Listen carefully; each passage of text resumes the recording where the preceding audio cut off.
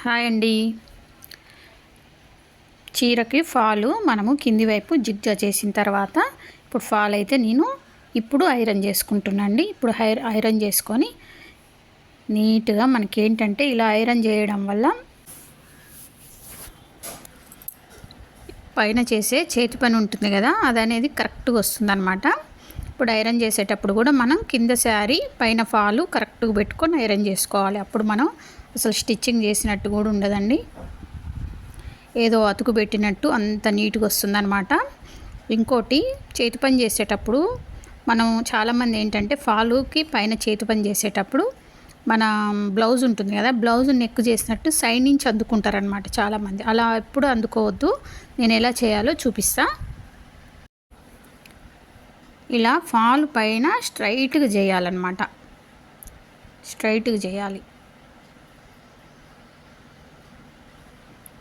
చేతి పని అనేది ఇలా స్ట్రైట్గా చేయాలి, సైడ్ నుంచి అందుకోవద్దు. ఇప్పుడు నేను చూడండి కుట్టేటప్పుడు కూడా చూపిస్తా. ఇప్పుడు చూడండి, ఇట్లా సైడ్ నుంచి తీసుకోవడం వల్ల ఒక 2 వాషుల తర్వాత, కొన్ని వాషుల తర్వాత ఇప్పుడు ఫాల్కి మనం కుట్టేసిన థ్రెడ్కి ఇట్లా మధ్యలో అనేది ఇట్లా గ్యాప్ వస్తుంది అనమాట. ఇట్లా గ్యాప్ వచ్చి లాగినట్టు అయింది, ఇది సింక్ అయిపోద్ది, ఫాలు సింక్ అయిపోయి అలా గ్యాప్ వస్తుంది. అదే ఇప్పుడు స్ట్రైట్గా చేసినాం అనుకోండి, అసలు ఎన్ని రోజులైనా కూడా మీకు కుట్టింది అలాగే ఉంటుంది అనమాట నీట్గా. ఇప్పుడు చూడండి, ఇట్లా సైడ్ అంటే ఇట్లా సైడ్ ఇక్కడ నేను చూపిస్తున్నా కదా, అలా చేయొద్దు, అలా సైడ్లో చేయొద్దు, ఇలా స్ట్రైట్గా చేయాలన్నమాట.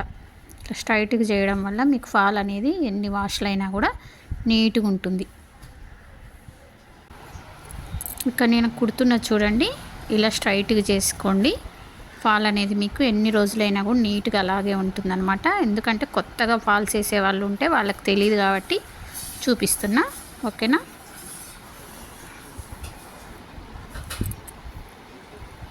ఇలా పై వైపు కూడా సైడ్లో అలాగే చేసుకోవాలి, పైన కూడా అలాగే స్ట్రైట్గా చేసుకోండి. అయితే ఈ వీడియో రాత్రే తీసినండి, అయితే ఒక 10:30 అవుతుంది, అయినా కూడా కుట్టేస్తున్నా. నిన్న నేను ఒక వీడియో చూసిన, ఒక సిస్టర్ది స్టిచ్చింగ్ చేసే వీడియోస్ అయితే కొన్ని చూస్తూ ఉంటాండి.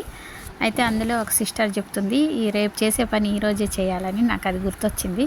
రేపు ఉదయం ఫాలు కుట్టుకుంటూ కూర్చునే బదులు ఇప్పుడు కుట్టేస్తే హాయిగా ప్రశాంతంగా పడుకోవచ్చు అనిపించింది అనమాట. అందుకోసం ఇప్పుడే కుట్టేస్తూ ఉన్నా. ఇప్పుడు చూడండి పై వైపు కూడా ఎంత నీట్గా వచ్చిందో. మీకు ఈ ఫాల్ అనేది అయితే ఇలా చేయడం వల్ల నీట్గా వస్తుంది. నా దగ్గర 10 ఇయర్స్ బ్యాగ్ కుట్టిన చీరలు కూడా ఎంత నీట్గా ఉన్నాయంటే అంత నీట్గా ఉన్నాయండి, ఓకేనా. మీరు కూడా ఈ టిప్పు ఫాలో అవ్వండి. చీరలు అనేవి కరెక్ట్గా నీట్గా, ఎందుకంటే మనం ఎన్నో వేలు పెట్టి కొనుక్కునే చీరలు కూడా కొంచెం మంది ఫాల్కి ఇస్తే కుచ్చులు వచ్చేలాగా కుడతారు. ఇలా మనమే నీట్గా కుట్టుకుంటే బాగుంటుంది.